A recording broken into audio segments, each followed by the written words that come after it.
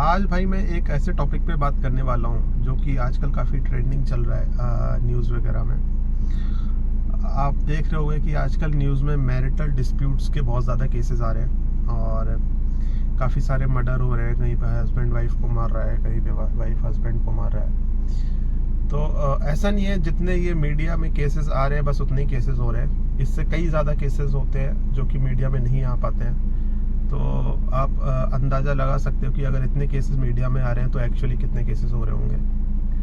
और एक और चीज़ है कि हमको लोग को लगता है कि बस इतने ही तो केसेस हो रहे हैं तो बस इतने ही लोग परेशान होंगे शादियों में। ऐसा नहीं है।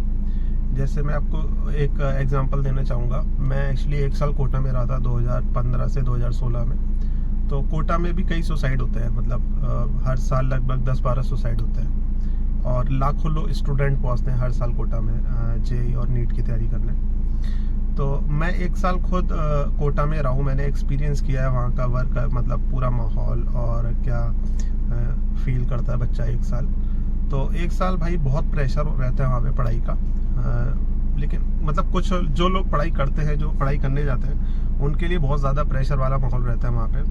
और सस्टेन करना आसान नहीं होता है वो प्रेशर का माहौल वहाँ पे। तो बहुत ज़्यादा परेशान रहते हैं पूरे साल बच्चे कंटिन्यूसली। तो जिसकी वजह से कुछ लोग टूट जाते हैं, कुछ लोग नहीं झेल पाते उस प्रेशर को और फिर वो सुसाइड कर लेते हैं। तो जो लोग सुसाइड कर रहे हैं 10-12 लोग, ऐसा नहीं है कि बस वही परेशान है और बाकी सारे लोग खुश हैं, मस्त उनका 1 साल कट रहा है वहाँ पे। बाकी लोग भी बहुत ज़्यादा प्रेशर में। इसका मतलब बस फ़र्क ये है कि वो लोग उस प्रेशर को झेल जा रहे हैं और 10-12 लोग जो है वो उस प्रेशर को नहीं झेल पाते तो वो सुसाइड कर लेते हैं। तो अगर 10-12 लोग सुसाइड कर रहे हैं इसका मतलब हम लोग को मतलब इससे ये समझ में आता है कि बाकी लोग भी बहुत ज़्यादा प्रेशर में जी रहे हैं, मतलब फुल लाइफ में। तो इसी तरीके से अगर इतने मैरिटल डिस्प्यूट्स आ रहे हैं आज की तारीख में, राइट, मीडिया में, तो इसका मतलब ये नहीं है कि बस वही लोग परेशान हैं अपनी शादीशुदा लाइफ से। आज की डेट में एक्चुअली मेरे एनालिसिस के हिसाब से कम 60 to 70% इंडियन फैमिलीज़ जो हैं वो मैरिटल डिस्प्यूट्स की वजह से बहुत ज़्यादा परेशान है, हस्बैंड वाइफ आज की डेट में। और मतलब एकदम डिप्रेशन वाली आप स्टेट कह सकते हो, बहुत ही ज़्यादा एकदम ट्रॉमेटिक स्टेट में है कई सारे हस्बैंड्स और कई सारे वाइफ्स अपने मैरिटल लाइफ में आज की डेट में। मेरे हिसाब से 60 to 70%। उसमें से कई लोग होते हैं जो इस प्रेशर को नहीं झेल पाते और फिर वो आपस में या तो सुसाइड कर लेते हैं या फिर एक दूसरे को मार देते हैं। और उन केसेस में से भी थोड़े बहुत केसेस जो होते हैं वो मीडिया में आ जाते हैं। तो ये सिचुएशन चल रही है आजकल। इस पे मैंने कुछ महीने पहले एक वीडियो बनाई थी, मेरे यूट्यूब चैनल पे पड़ी भी होगी वो वीडियो। उसमें मैंने डिस्कस की थी ये चीज़ और उसमें मैंने पहले ही बताया था आप लोग को कि आने वाले टाइम में इंडिया में मैरिटल डिस्प्यूट्स बहुत ज़्यादा बढ़ने वाले हैं, बहुत ज़्यादा इंटेंस होने वाले हैं मैरिटल डिस्प्यूट्स। ये चीज़ मैंने डिस्कस की थी उस वीडियो में। और क्यों होने वाले हैं उसके पीछे का रूट कॉज भी डिस्कस किया था मैंने उस वीडियो में। आप चाहें तो आप वो वीडियो देख सकते हो, 3-4 महीने पुरानी वीडियो है वो। लेकिन उस वीडियो में मैंने ये बोला था कि ये सिचुएशन जो है इंडिया में 1-1.5 साल में आएगी, मतलब अभी इतना जल्दी नहीं आएगी। वहाँ पे थोड़ा सा मैं गलत था, बहुत जल्दी आ गई ये सिचुएशन 3-4 महीने में ही।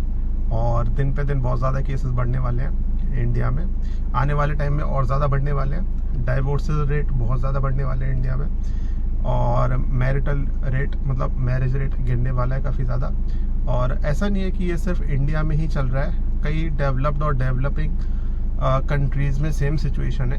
और इंडिया में तो फिर भी अभी ये स्टार्टिंग फेज़ में ही है, लेकिन अमेरिका, चाइना वगैरह में ये सिचुएशन काफ़ी ज़्यादा आगे पहुंच गई है।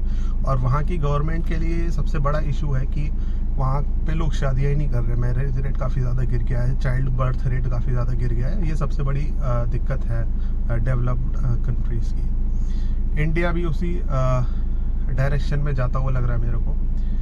और इन सब चीज़ों के पीछे मेरे को जो कारण समझ में आता है वो लॉज जो रिसेंटली इम्प्लीमेंट हुए हैं, मेंटेनेंस एलिमनी वाले, ये सब मेरे को नज़र आते हैं आज की तारीख में। यही सब मतलब मेन जो कारण है वो यही है।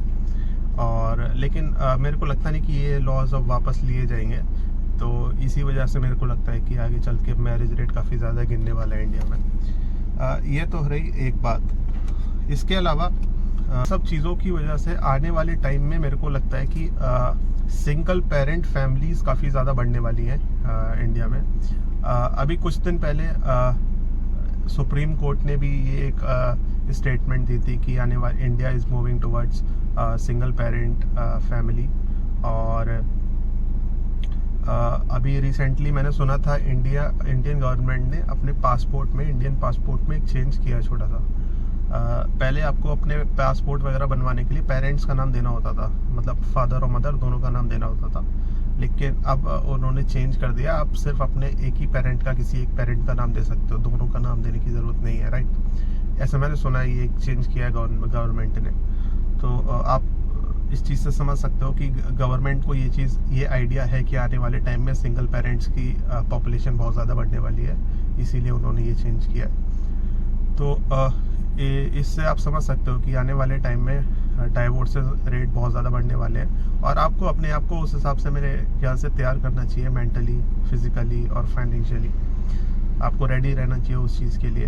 आप ये चीज़ दिमाग में अपने, मतलब ख़ास तौर से मैं मेंस को बोलना चाहूँगा कि अपने दिमाग में आप इस चीज़ को अच्छे से सेट कर लो कि आपकी शादी आज के टाइम में अगर आपकी शादी हो रही है तो उसका टिकने के चांसेस बहुत कम हैं मेरे हिसाब से।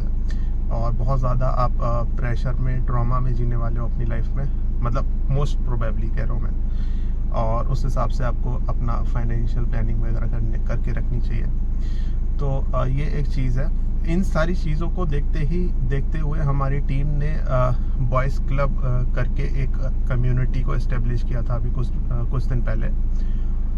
ये एक कम्युनिटी है, इसके बारे में ऑलरेडी मैंने कुछ वीडियोस बना रखे हैं, इसमें थोड़ा सा और बता देता हूँ। तो ये एक कम्युनिटी है उन मेंस की, उन स्ट्रेट मेंस की जिन्होंने डिसाइड किया कि वो शायद शादी नहीं करेंगे लाइफ में, उन मेंस की ये कम्युनिटी है। करेंटली ये एक टेलीग्राम ग्रुप है जिसको कि आप ज्वाइन कर सकते हो। आगे हम लोग इस चीज़ को और आगे लेके जाएंगे, लेकिन करेंटली अभी इतने मेंबर्स नहीं है कि हम और चीज़ें आगे प्लान करें। लेकिन स्टार्ट हो चुका है, कई लोगों ने ऑलरेडी ज्वाइन कर लिया है बॉयज़ क्लब। तो अगर आप ज्वाइन करना चाहते हो तो फिर मैं आपको डिस्क्रिप्शन में या फिर कमेंट्स में इसकी लिंक दे दूंगा, वहाँ से जाके ज्वाइन कर सकते हो। सिर्फ अनमैरिड स्ट्रेट मेंस के लिए है ये कम्युनिटी, जिन्होंने डिसाइड किया है कि वो शादी नहीं करेंगे और एज आपकी 18 प्लस होनी चाहिए इसके लिए।